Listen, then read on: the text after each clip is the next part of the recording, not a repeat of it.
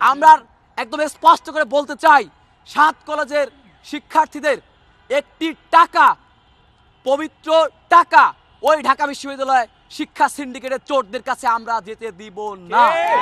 Committee 6 সপ্তাহ সময় নিয়ে একটি প্রতিবেদন তৈরি করেছিল, যে প্রতিবেদনটি নবগঠিত কমিটিকে দেওয়ার কথা রয়েছে। এমতো অবস্থায় আমরা শিক্ষার্থীরা নবগঠিত কমিটিকে আবারও নতুন করে 4 মাস সময় দেওয়ার জন্য কিছুটা হলেও ব্যথিত, যার ফলশ্রুতিতে আমরা গত 3 দিন আগে একটি সাংবাদিক সম্মেলনের মাধ্যমে জানিয়েছি, এই কমিটি যেহেতু সব কিছুই তৈরি, তাই 30 কার্যদিবসের মধ্যে যাতে করে একটি পূর্ণাঙ্গ বিশ্ববিদ্যালয়ের রূপরেখা শিক্ষা মন্ত্রণালয়কে প্রদান করতে পারে।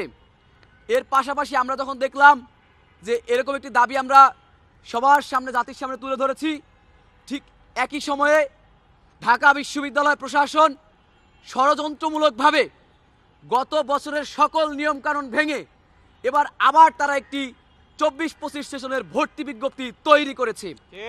এই ভর্তি বিজ্ঞপ্তিকে আমরা প্রত্যাখ্যান করছি, কারণ এই ঢাকা বিশ্ববিদ্যালয় প্রশাসন ভর্তির মাধ্যমে শুধু টাকা ইনকাম করা ছাড়া গত 7 বছরের ইতিহাসে আমাদেরকে কোনো ভালো শিক্ষা জীবন উপহার দেয়নি। তাই স্পষ্ট করে বলতে চাই, ঢাকা বিশ্ববিদ্যালয়ের অধিভুক্ত অবস্থায় সাধারণ শিক্ষার্থীরা আর কোনো সেশনের ভর্তি মেনে নেবে না। তবে আমরা এর সমাধান হিসেবে বর্তমান যে কমিটি রয়েছে তাদের আন্ডারেই, তত্ত্বাবধানে একটি অন্তর্বর্তীকালীন প্রশাসন গঠন করে হলেও, অর্থাৎ ওই প্রশাসন যেহেতু শুধুমাত্র পরীক্ষা নেওয়ার, ভর্তি করা ছাড়া আর কোনো কাজ নেই, কাজেই এই অন্তর্বর্তীকালীন প্রশাসন গঠন করে টাকার যে স্বচ্ছতাটি রয়েছে 7 কলেজের, সেই স্বচ্ছতাটি নিশ্চিত করবে। প্রথমত আমাদের কয়েকটি দাবি উপস্থাপন করছি। 1, ঢাকা বিশ্ববিদ্যালয় প্রশাসনকে স্পষ্ট করে জানাতে হবে 7 কলেজের অধিভুক্ত অবস্থায় আর কোনো ভর্তি পরীক্ষা তারা নেবে না। 2, 7 কলেজ নিয়ে রাষ্ট্র যে স্বতন্ত্র স্বায়ত্তশাসিত পাবলিক বিশ্ববিদ্যালয় রূপান্তর হাই ভোল্টেজ কমিটি গঠন করেছে, উক্ত কমিটি 7 কলেজ প্রিন্সিপাল মহোদয়গণের সাথে ও অংশীজনদের সাথে আলোচনা করে নতুন বিশ্ববিদ্যালয় কাঠামোতে নতুন সেশন, অর্থাৎ 24-25 সেশন ভর্তি প্রক্রিয়া সম্পূর্ণ করবে।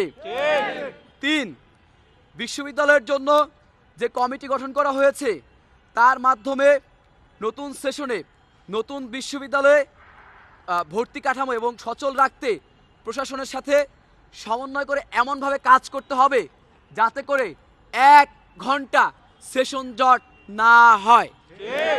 4, ঢাকা বিশ্ববিদ্যালয়ের কোনো শিক্ষক যেহেতু আমাদের কোনোদিন কোনো ক্লাস নেন না, তারপরেও তারা আমাদের পরীক্ষার খাতা মূল্যায়ন করে থাকেন। বিগত সময় আমরা দেখেছি 7 কলেজ শিক্ষার্থীদের খাতা মূল্যায়ন করার পর ঢাকা বিশ্ববিদ্যালয়ের শিক্ষক সামাজিক যোগাযোগ মাধ্যমে তা প্রচার করে এবং বিরূপ মন্তব্য করে আমাদের প্রতি একটি ঘৃণামূলক ব্যবস্থা রাষ্ট্রের কাছে তুলে ধরেছিল। আমাদের উত্তরপত্র যেন 7 কলেজের শিক্ষক এবং শিক্ষকদের মতো মূল্যায়ন করা হয় এবং সেটি যাতে করে বর্তমান কমিটি তত্ত্বাবধান করে। 5, মন্ত্রণালয় গঠিত বিশেষ কমিটি 24-25 সেশনের ভর্তির ক্ষেত্রে আসন সংখ্যা আরও থেকে কমিয়ে এনে, অর্থাৎ শিক্ষক পোর্শন অনুযায়ী শিক্ষার্থী ভর্তি করতে হবে। আপনারা জানেন এই ঢাকা বিশ্ববিদ্যালয় প্রশাসন 7 কলেজে ভর্তি করে 450 জন শিক্ষার্থী একটি ডিপার্টমেন্টে, কিন্তু অত্যন্ত পরিতাপের বিষয় সেখানে 50 জন শিক্ষার্থী পড়ানোর মতো কোনো জায়গা থাকে না। অর্থাৎ এই লোপাট সিন্ডিকেট, ঢাকা বিশ্ববিদ্যালয়ের লোপাট করা সিস্টেম, এই সিস্টেমের বিরুদ্ধে সাধারণ শিক্ষার্থীরা অনেক বেশি সোচ্চার। আমরা একদম স্পষ্ট করে বলতে চাই, 7 কলেজের শিক্ষার্থীদের একটি টাকা, পবিত্র টাকা ওই ঢাকা বিশ্ববিদ্যালয় শিক্ষা সিন্ডিকেটের চোরদের কাছে আমরা যেতে দিব না। অবশ্যই অবশ্যই বিগত দিনের যত টাকা তারা লোপাট করেছে, সাংবাদিকদের প্রতি অনুরোধ থাকবে, আহ্বান থাকবে, আপনারা দেশ ও জাতির কল্যাণে মানুষের জন্য সত্য এবং যেটি মানুষের কল্যাণ হয় সেটি বের করে নিয়ে আসেন।